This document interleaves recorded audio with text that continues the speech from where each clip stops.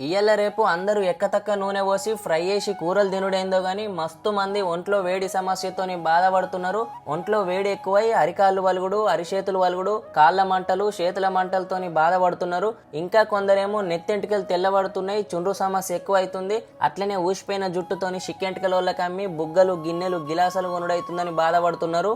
వీళ్ళందరి కోసం ప్రకృతి ప్రసాదించిన ఆకొకటి ఉంది. ఇదే మైదాకు. ఈ మైదాకు చెట్టు గురించి తెలియని వాళ్ళు ఉండరు. మంచిగా ఈ చెట్టు కొమ్మని కుండీల్లో నాటుకొని పెంచుకోవచ్చు.